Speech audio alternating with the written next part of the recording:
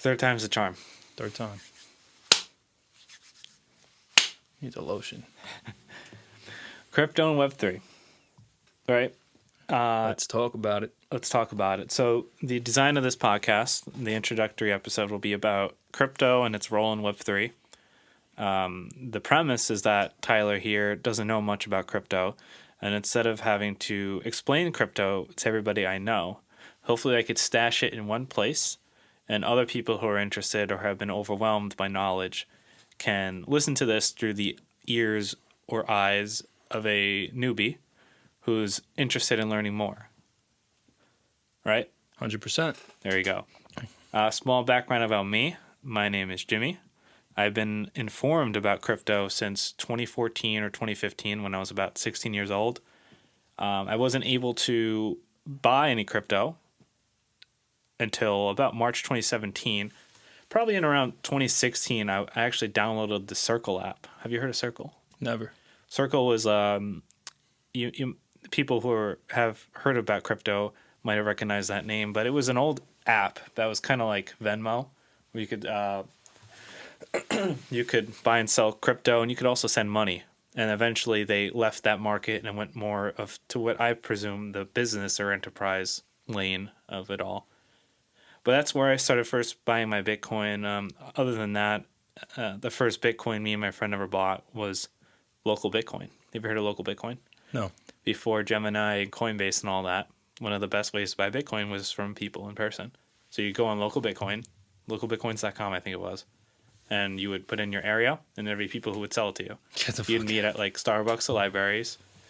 And we met this guy at the library. He sold us Bitcoin. He probably robbed us like of exchange rate, but we were like 16, 17. We were just interested in it. In my daytime position, I'm a pilot, but I've always been a crypto enthusiast, and I've had failed attempts to try to do something in crypto, such as a masternode hosting platform. You'll learn what that is eventually. I've had this entity, Blockala, that was planned to be like a social media type news thing you could subscribe to, and the idea was to keep it very short and simple. But eventually, it was either invest in a website where I had to pay someone to write, or invest that money into crypto. And, the latter of the two was the better move at the end of the day. And, so you could go. So I'm Tyler, and I'm just along the ride with anybody who might have these questions or doesn't know much about crypto moving forward. I only met Jimmy in the last 2 years. I'm actually his barber. We became friends, and then dragged me into this podcast with him. I'm here for anybody else that doesn't know what they're doing as far as crypto or personal finance. I'm just here to bring it to ground it. I think that's the best way to say it. It's funny. Like, this is literally barbershop talk, right? And a podcast now. It's like evolved. Hey, right? That's where it all started, honestly. We probably could have hit record on some of our conversations just while I was cutting your hair, and it could have been a podcast episode in and of itself. We should have just moved the studio to when they close. We should sit in barber chairs and record. No, that would be cool. That would actually be really cool. I think somebody does something like that. Would he be down for that? LeBron does. I would do that. Have you ever seen LeBron talk? I think they have a show called Shop Talk or something like that. That's cool. And it's like someone's getting cut. Now that's cool. And they're having a conversation. Now that's cool. That'd be cool. We'll think about that. Stay tuned. Yeah, stay tuned. So, the internet. Everyone uses it. It's more specifically in the crypto sphere, or the people who have seen the headlines of crypto news or crypto events. You've heard of the common buzzwords like coins, blockchains, NFTs. That's a big one, right? Everyone's talking about that. Huge right now. What are the cyber pets? Crypto That's pets. That's your gateway. Crypto pets is my gateway into all this. It might be my come up. When we talked about having this podcast, the first thing, we sat down in a Starbucks, and he has his laptop out, and he's showing me like crypto pets. It's like Pokemon basically on Cardano, and I'm like, everyone has their gateway, That's my get rich quick scheme. But that's good. My theme for this podcast, or whatever this becomes, is get involved crypto because you want to learn it, not because you want to make money. If you're going to make money, if that's your main purpose to getting into NFTs or crypto, you're going to lose money. Because by the time you, Joe Schmo, hear about these trending topics like Doge or whatever, you're too late. People are just going to sell in your head. And that's how it goes. Like the whole Elon Musk Dogecoin thing, right? By the time I have people texting me who I've tried to get into crypto before, like, I will offer to teach you crypto. That's how much like I care about it. That's why I'm here. That's why he's here. But I'll have people who will text me during the whole Dogecoin craze, like, "Yo, my friend made $6,000 with Doge. Like, how do I get in?" And I'm like, dude. Sometimes I ignore them, or I would say, like, just do your research or whatever. Yeah, you don't want to get shit on by somebody's pump and dump. So, Web 1. Web 1, we could think as, let's think of it like the 90s. So, we got static websites, read only, right? So, a business has a website. You can't buy anything on it, but maybe you could learn about its products. Maybe they do. I don't know. Maybe they do have a gallery, and you have to just call and buy things over the phone. I don't really know exactly how Web 1.0 was, but I do know it was static and simple. It was information driven, and it's, you would go to a website just to get information.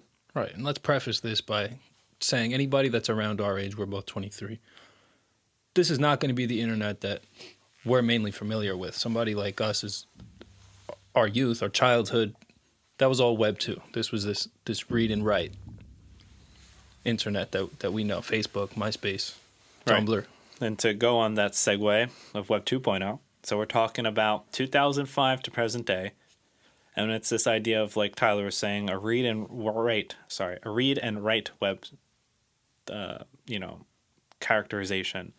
So we have our big tech companies like Instagram, Facebook owns Instagram, but Instagram, Facebook, MySpace back in the day, TikTok, Tumblr, Google One for the OGs, right? Is that called? Do you remember Google? Not Google One, Google Plus.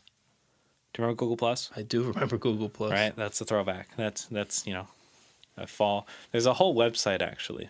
I'll show you later. It's a whole website about failed Google products, and it's called like Google App Graveyard or something like that. And it tells you all the apps or projects Google had and had to kill. Wow. So these are your blogs, wikis, instant messaging, vlogs like YouTube, Vimeo.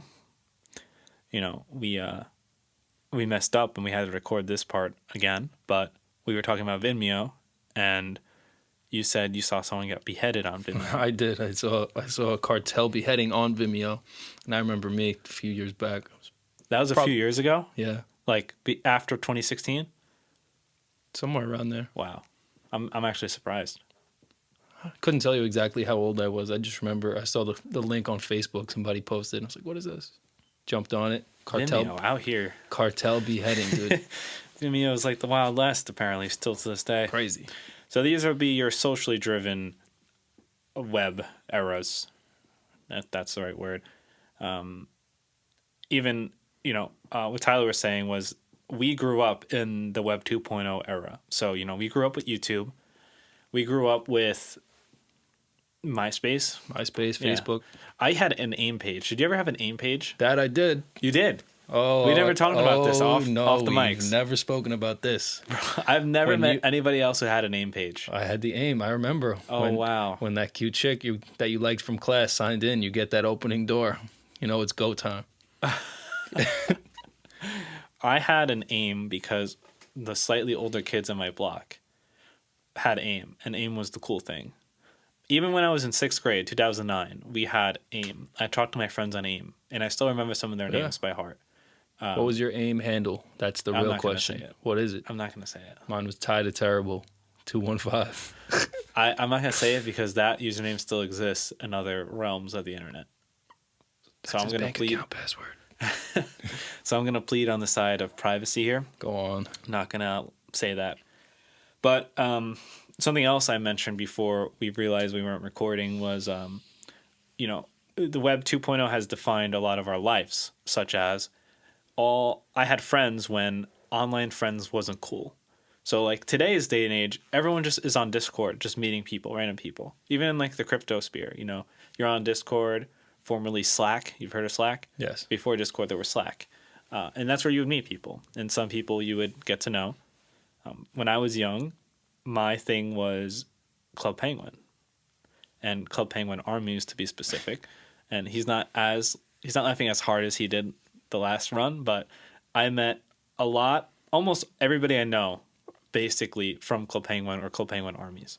The chats surrounding them, I will say. There was a website called xat.com, which I learned meant chat in Spanish, or at least in the Hispanic area. Say that again. XAT? Have you ever heard that? Like XAT? XAT. No. We pronounce it as exact, but that's not the way I don't think that's how you say it. Oh, I'm pretty sure if I Google right now, XAT, translate, I believe it might be a certain dialect. It says Catalan, like Catalonia. So maybe that's a dialect. I don't know. But I just knew in some Spanish realm it meant chat. Makes sense. And this is the Discord before Discord.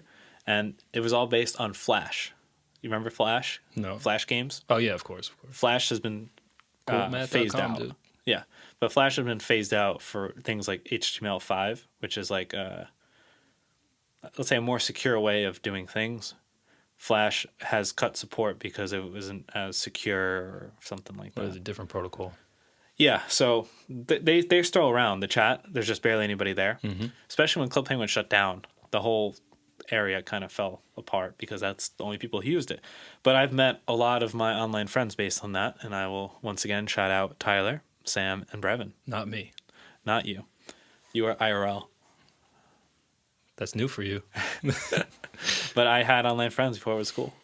Yeah, and I think that's definitely a good nod just at the fact of how integrated we're becoming with all this. That is true. Honestly, because I remember my parents with Club Penguin told me that I had to be careful with who I talked to on there. There used to be this stigma with online friends. You were weird if you met people online, you had these online friends. And it's now I've met people on Twitter that I've became very good friends for another day. Oh yeah, I'm going to have to speak on that at another time. But I have met these people online.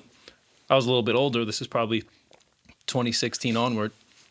But still, that's where we're going with this. This is all Web 2. Yeah, no, totally. It wasn't cool. It wasn't cool to have online friends. Now, a lot of people only have online friends.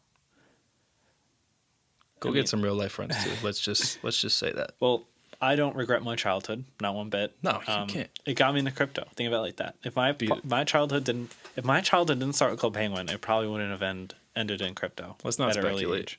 Let's not speculate. All right, so that's Web 2.0, socially driven. Now we come to Web 3.0 in the future.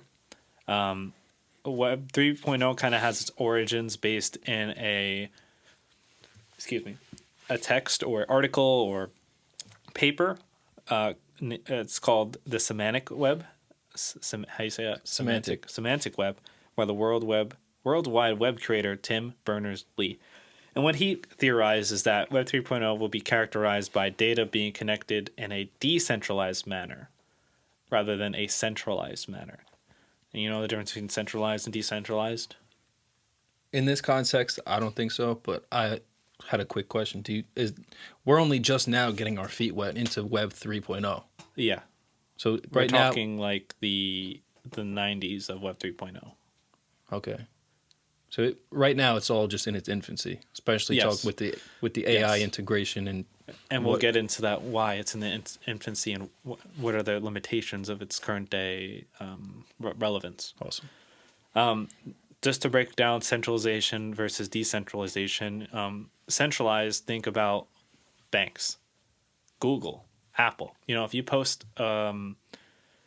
something on, let's say, Google reviews, who decides if it's taken down? Some schmuck behind Google. The computer at Google. Right. So Google has full authority. Whether you agree with it or not, people can be censored. Just look at Trump with Twitter. That's a hot topic. But Yeah, we don't know if we want to go there yet. Yeah, not yet, but he was censored, and that's because Twitter is a central authority. And I'm not getting into politics, but that's a limitation of the centralization of whether it's social, financial, banks, right? You can't just make a bank. No. Yada. Use the code in the description. No, I'm kidding. Too early Use for mine. affiliates. Too early. Use mine. Too early for affiliates. Decentralization in nature is harder to censor, right? So decentralization, there's no single point of failure, aka if Google goes down, and I mean that in a website term, but I guess as a company you could take it like that too. But a decentralized network in this context wouldn't just be able to just poof. You can't pull a plug out of a wall and lose your decentralized platform, whether it's, we'll get into it, whether it's a blockchain or whatever, peer-to-peer network it is. You can't just kill it, right? It's harder to censor because it will take a lot more time for the network to propagate that censorship. Do you get what I mean by that? That definitely makes sense. Okay. And I have other things in my notes here, like complex protocols. So if you want to resolve conflicts, like we were talking about with Google, if somebody has a bad review on Google and they want it down, they go to Google. Google makes that judgment whether to pull the review or not. In a decentralized network, it would be a lot harder to mediate between two parties on who's right and who's wrong. So you would have to have some sort of complex protocol or system in place that will deal with conflicts, right? Right. And lastly, participation is open to the public, meaning if you're on, we'll get into this, but if you are on the crypto sphere and you want to host a node on your favorite coin or whatever it is, you just need to download the software and launch it. That's it. Right. You don't need to get a bunch of regulations and spend a lot of money on licensing to be established.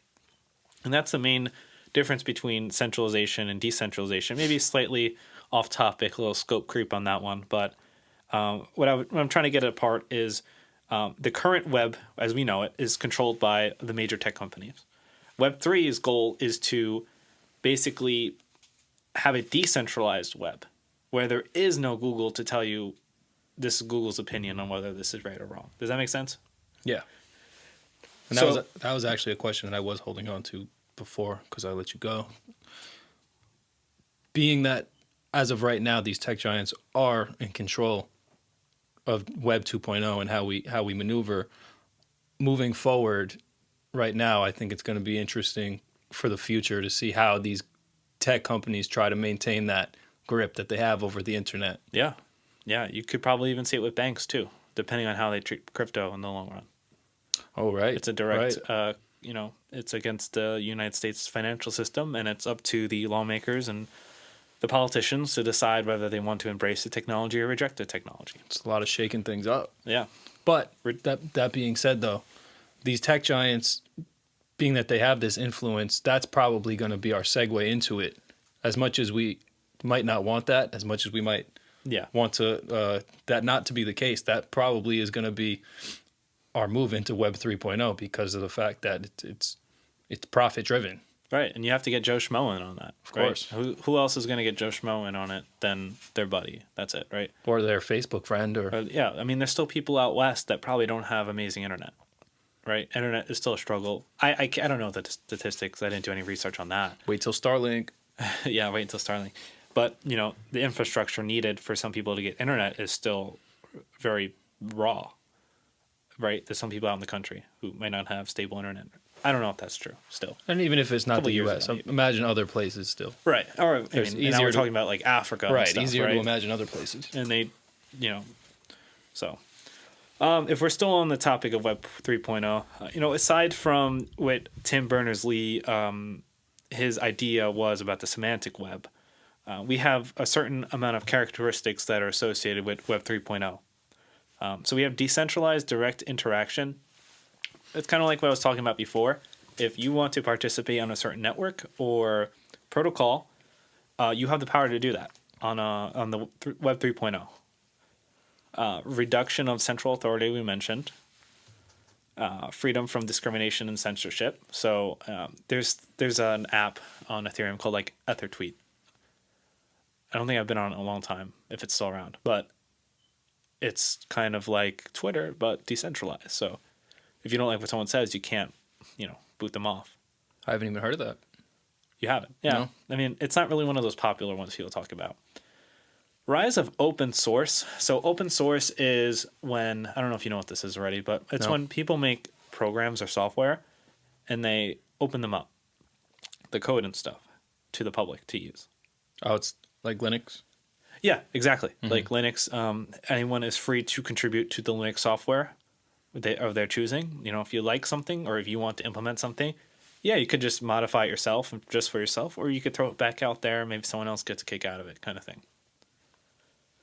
So the decentralized part of Web 3.0 is that it needs to be on a blockchain or a peer-to-peer network. I threw in the term peer-to-peer networks because there's no real, at least from what I know, there's no other solution other than blockchain currently to kind of keep decentralization checked. We'll talk about the open ledger and stuff, but that's the de facto way right now of the proof of concept, right? This is all proof of concept of Web 3.0, and we'll get into that. These blockchains. Right, yeah. Okay. Exactly. Okay. I wrote like I'm reading off the page. Let's take Ethereum.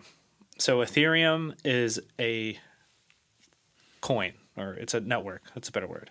I think by this point it's safe to assume that everybody's heard of Ethereum. I think everybody's heard of Ethereum, or if they haven't, they've seen the logo, or if you try to do any crypto research, Ethereum's going to be mentioned. I mean, it's Definitely. that's pretty much I would say the most popular implication of Web 3.0. So with the Ethereum network, you have payments, which are transaction in their native token, Ether. Right? You've heard of Ether, Yes. Ethereum, short for it, right? So if you wanted to interact with the Ethereum network, so if we're getting into the world of NFTs, which might be a little advanced still of a concept, we can't just go on Google Chrome or Safari or Brave browser and just type in, NFTs, or, you can't just get on Web 3.0 with current technology. Meaning it's up to future developers to implement these things. We've already seen this in things like Brave browser, which I don't think I've ever briefed you on before. No. Opera. Do you remember Opera I've browser? heard of Opera. They have a built-in Ethereum wallet. So does Brave. So defaultly, if you download these browsers, you have access to clients like things. Have you heard of MetaMask? Mm-hmm. MetaMask is a way to interface with Web 3.0, at least on the Ethereum, Binance chain, Polygon, stuff like that. Get into that later. And like we said, these are all things that are very much in their infancy. So Yes. So the infrastructure to interface with them isn't all there yet. It's very, very raw still. Right, exactly. These interactions with these different apps on Ethereum are all done through these clients, though. So if you want to interact with things with decentralized finance or NFTs, you have to use software that's not usually out of the box with the most popular browsers out there. So we've talked about the characteristics of Web 3.0. We could get into some of the limitations. So they need to, when you do something on Web 3.0, right now, you need to have it sort of verified by the network. For example, if I buy an NFT with Ethereum, the whole transaction will go through, but the transaction needs to be confirmed by the network before everyone on the Ethereum blockchain says, okay, Tyler he owns this NFT now, right? So we need that propagation of the network to confirm it. There's no instantaneous sort of, okay, good, you got it, right? Right. It's not slow, as long as you're paying the right fees for the network congestion. Again, that's another topic for another day. But as long as you're paying the right transaction fee, it's pretty near soon. It goes pretty quick, but it does cost money sometimes. So it requires additional education and additional software. So kind of what we're doing right now, part of this is about learning. And to access a lot of this or to know about any of this, you need to learn about it. And sometimes, like kind of the intro mentioned, that can be very taxing on you, especially if you have a full-time job. Maybe you've been out of school for a few years, so your brain's a little plastic. That's me. And there's some people who don't trust things like MetaMask. They may not understand what it is. They might just count it out. Their friend said something sketchy about it, or it's an endless possibilities. But, that's a potential barrier to Web 3.0 in its current state. Right, and there's no ergonomics to accessing much of these things at this stage of the game. You don't just download the app Right. and get right into it. You have to know what you're doing. Yeah, you have to be able to maneuver it to begin with, and that's largely of why we're here too. And even when you do get into it, as of December 2021, it costs a lot to interact on Ethereum. Now, if you're going on Binance, Cardano, or Polygon, it's significantly cheaper. But, most of the internet is using Ethereum. That's just because it's the most popular. It's like saying everybody uses Google Chrome, but there are some people who use Safari. You get me? Yep. Any questions on that part? No, I'm with you right now. Cool. So that brings us to what is crypto and what is crypto's role in Web 3.0? So crypto's current state or its current use case is simply a way to transact value on the internet. We refer to them as cryptos, cryptocurrencies, coins, tokens. A lot of people just kind of merge them together. Some of them are different. Coins are not tokens technically. We could get into that on a different episode. But crypto operates on the blockchain, and the blockchain is simply an open ledger. It's decentralized, it's digital, and it's encrypted. When I say encrypted, I'm talking in the sense that it's cryptographically backed, right? So Joe Schmo can't just make a Bitcoin appear out of nowhere. The whole network is secured with encryption. So you can't do things like steal other people's coins. Right, and that's how the confidence in the whole system is supported. Right. And that's all powered by Bitcoin miners, which I'm sure everyone has heard of. I heard someone talk about on the train the other day, actually. It said it was a scam. Kind of looked at my girlfriend, and I was like, oh, my God. How old was that guy? It's a girl. How old was that girl? 20s. Bitch. But, Bitcoin mining is essentially what secures the Bitcoin network. The more miners you have and the more hash rate you have, the more secure your network is. It makes it harder to attack. If we take Bitcoin, for example, Bitcoin was created in 2009 by someone under the pseudonym of Satoshi Nakamoto. He published a white paper in Halloween 2008, actually, on his peer-to-peer electronic cash system. His identity has not been 100% fully identified. I guess he could be dead. Bitcoin's sole use is to transact value, right? If I'm sending you one Bitcoin, I'm just sending you a Bitcoin. I'm sending you value. I'm not sending you any data. I'm not sending you any content. But if we go to other blockchains like Ethereum, we are exchanging data. We're interacting now. It's not just value. Bitcoin's sole purpose is to transact value. I said that already, but just to double down on it.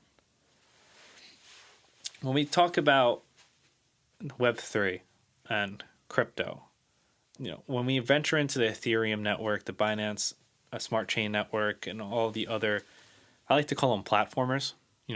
It's networks that are filled with other utilities or other apps, decentralized apps, commonly known as dApps. Like you dap up your friend. We'll edit that out, don't worry. So one of the most common examples of a dApp is a swap. So you might have heard of Uniswap? No. You haven't heard of Uniswap. Have you heard of PancakeSwap? No. Okay.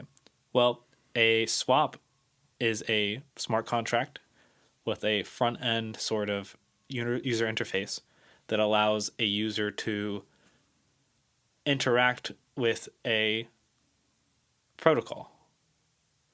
Simply put, you go on Uniswap and you're presented with a screen, and that you could take X tokens and convert them to X tokens, X to Y tokens. So it's okay, pure like a currency exchange. Yes, that's a way better way to say that. So we have Coinbase currently, Gemini, Binance, right? These are all we call them centralized exchanges. So it's central. We're going back to centralized versus decentralized, right? Web 3.0 is, classified as a decentralized environment. Coinbase and Gemini and all these other central authorities, you're trusting them at the end of the day. Some of them have insurance, but at the end of the day, it's trust. With a swap or a decentralized exchange, you hold your coins. So you might have a wallet app or a client like MetaMask. You might have your Ethereum tokens in there. And you want to change, you want to take your Ethereum and you want to make USDC, right? A stable coin. One-to-one peg. You put it in, you put in your Ethereum, you put it in your dollars. I'm sorry, you put in your Ethereum, it tells you how much your Ethereum is worth at that moment. When you click swap, you're basically creating a transaction on the Ethereum network that's saying, hey, this wallet address would like to perform this interaction with this smart contract that will swap his coins. Your next question might be, where are these coins coming from? Where are they getting these USDC? Where are they getting these dollar stable coins? Well, there's somebody that's providing liquidity to these swaps. They're also known as liquidity providers. You might see it abbreviated as LP. So the user provides liquidity. People go on the swap and they pay a fee to swap them. The LP provider gets a little nudge, a little what's the word? A little love. A little grease. A little grease, right? And that's how they're compensated. So my question from here would be, because I know that we have to use exchanges like Bitcoin or Gemini, especially here in New York, because we can't just make these transactions without some third party, we have to be taxed on these things. Right. So an exchange like what you were just saying, where does that fall into play with what we can actually access at this point in time? That's a great question. Like you said, we do reside in New York, so we have something called the BIT license that's in effect. I think it was 2015 or 2014, New York State issued a BIT license, and you have to pay a certain amount of money to get licensed to transact with crypto or Bitcoin or a certain list of cryptos. Currently, or at least a couple years ago, it was just Gemini and Coinbase were only people who were allowed to interact with the New York residents. The list might have expanded a little more since then. Not 100% sure on that one. But at the end of the day, you bring up a valuable point, and that's all about taxes, right? So anytime we exchange with crypto, it is technically a taxable event. Right. I'm not a tax lawyer. I'm not a financial advisor. I was under the impression that as long as you were transacting with USDT, USD, it's a taxable event. Meaning, if I traded Bitcoin to Ethereum, I am not 100% sure if you're responsible for the tax on that, as long as you're trading on Gemini and Coinbase. I believe, again, I am not a tax lawyer, I'm not a financial advisor, and I might need to refresh my data in my head, but I believe as long as you're not interacting with USD, it will not be a taxable event. So now where do swaps lie in that? And I believe that's a gray area. I'm not too sure on the state of that. That's a great question.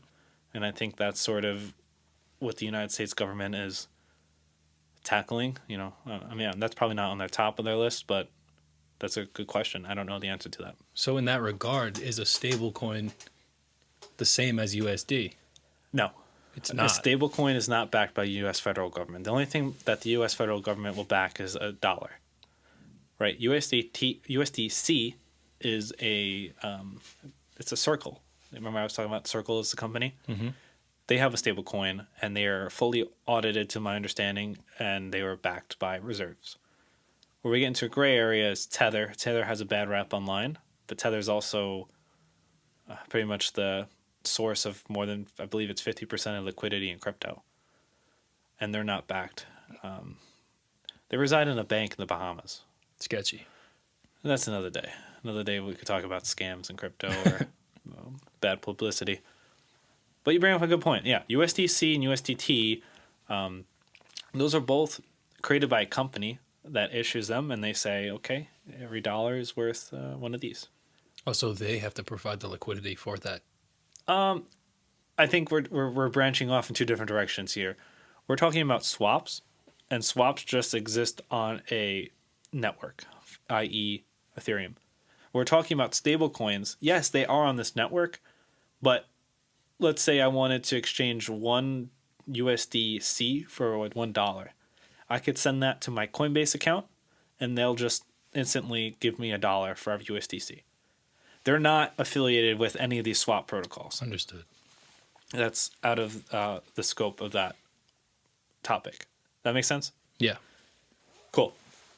So we talked about swaps. We could talk about DeFi. So decentralized finance is a pretty big buzzword, maybe 2020, May 2020-ish, right before kind of the bull run kept exploding over there in late 2020. DeFi was a big thing. It's still a big thing. It's just NFTs have sort of, I don't know, NFTs kind of climbed out from the depths and taken the main stage. I mean, what is everyone talking about on crypto Twitter? Crypto pets. NFTs, baby. NFTs, right? That's kind of the current mainline product of crypto that, your mom or dad might learn about. There's other things to DeFi other than just the swaps. We have the stable coins we mentioned, and those are simply just tokens pegged to a dollar to dollar ratio. One USDC in theory is equal to one US dollar. Again, not affiliated with the US government. There's lending platforms where you could borrow and lend money to a protocol. So keyword is protocol here, right? Compound.finance is ran by Coinbase, and it's a Ethereum network entity, right? That you could take your MetaMask wallet again, deposit tokens or Ethereum into this protocol. I'll show you it later. And you could make a percentage back. You're going to have to repeat that for me. Sure. So a lending platform, a decentralized lending platform such as Compound.finance, is a platform where you could interact with an Ethereum network entity, meaning it's not a company, it's not a website. It exists on the Ethereum network. What would be an example? Compound.finance. Okay. You can pull it up if you'd like. Everyone at home could also pull it up if they're curious what it looks like. But essentially what you're doing is you're interacting with this entity on Ethereum, and you're able to lend your coins or borrow coins. So you deposit a collateral, basically, if you're going to borrow. If you want to lend coins, you send them, you kind of convert your coins to, I don't know what the word is. I haven't used it in a long time, but essentially you could use your coins as collateral to borrow money, or you could lend them money. But it's fully decentralized. You don't deal with a banker. You don't deal with somebody on the phone. It's all done through Ethereum on the Ethereum network. So you pulled it up? Mm-hmm. You kind of see what I'm saying now? Yeah. Right, there's two columns. There's a borrow and a lend area, and they have different interest rates for both. Yep. And that's ever changing depending on how many people are currently lending or currently borrowing. It sounds like a great idea until you realize that Ethereum currently has a high transaction fee at the moment. So let's say you interact with this smart contract. It's probably going to cost you at least $50 to set this up. And, so you're going to need at least $50 of interest to make it worth it. Is this our segue into gas fees? Oh, we could save gas fees for another day. But this is part of DeFi. More complexly, I mentioned liquidity providing. There's yield farming. Not really going to get into any of those today. One last example I wanted to mention about decentralized apps was Golem. And, in 2017, this is a cool craze. It was actually one of the biggest coins. And I actually do not own any stake in Golem as a coin. But it's distributed computing. And I thought that was always cool.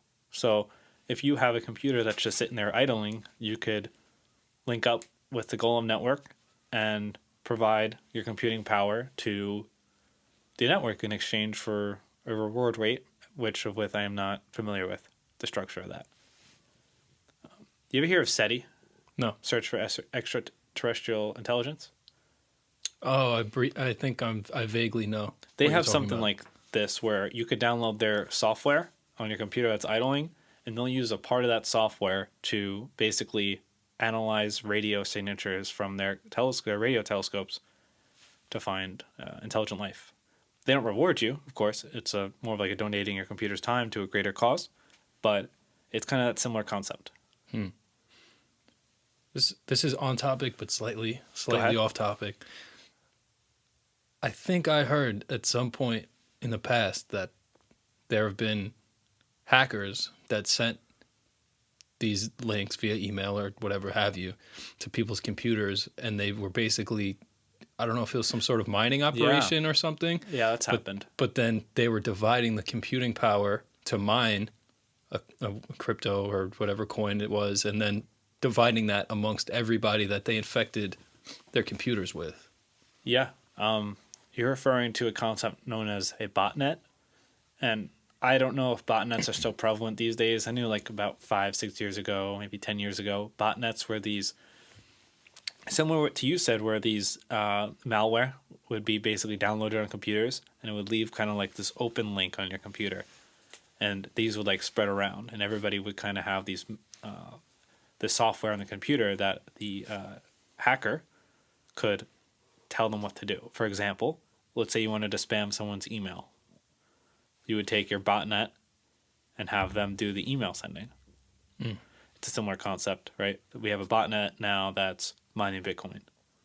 That's crazy. Yeah. Smart people out there. Making It's your illegal. computer work for them. It's illegal, but it's kind of like this industry is very patched. It isn't a problem until it's patched. I mean, who would have thought of that? Not me. Right. And someone did it, and now I'm just a barber, dude. I'm just a barber, dude. So that's kind of the closing arguments on Web3. It's just a very brief overview of what it's about and how crypto kind of falls into this. We could go over blockchain another day, but do you have any last minute questions on anything we covered? No, I think that was a good overview. I think we finished it off with some things that we could definitely open up with at some point in the future. These are things that are going to be a little bit more dense. They're going to be good talking points moving forward, especially in the understanding of them. Do you feel like you've learned anything that you didn't know? Then it was anything like a foreign concept, and now you feel like you have a decent grab on it? The swaps were definitely a new concept for me. Uniswap or PancakeSwap per se, definitely. Those are just the two biggest ones to my head. Right. There's several more. Right. Yeah. And also understanding the exchanges, like kind of what we opened up on before a little bit with the USDC and the exchanges and how you can actually navigate these exchanges in a practical way where it does have to become a taxable event. Yeah, and we're not endorsing evading the tax man or anything like that, and just simply stating that this is a gray area and this is the reality. Technically, you have to report things like this. That's just how it is, and as time goes on, there'll be more regulation in the space. There's a lot of bad actors in the space currently, and the goal is just to inform more people who want to learn. And especially now that it's not so user-friendly, these are things that you do have to think about and you have to be aware of. To think about it, that crypto is kind of in the state, part of me feels like crypto's in this like beginning of Facebook's state, right? That'd be a good analogy. Where, there's a lot of active users, but your mom and dad aren't on crypto yet.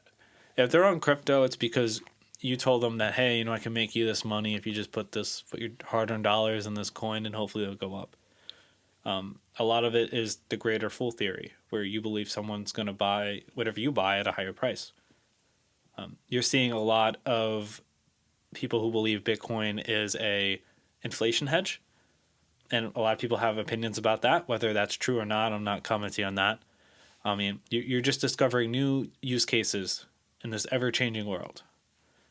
You know, there's a lot of things going on, and you know, even as we post this podcast, there'll be more technologies that will be created, and you know, these will be the infant stages eventually. And hopefully that's things that we'll cover as well moving forward. Yeah, so hopefully we'll be around. No, we got a lot of Hopefully we can stuff. start funding a beer fridge like the guys at True Crime Garage. You know, you see that fridge? we have a crusty mini fridge sitting right next to us, and we encourage everybody to help us fill it. Well, I guess that's it. That's good. I feel like that's a good point. Yeah, that's a good one.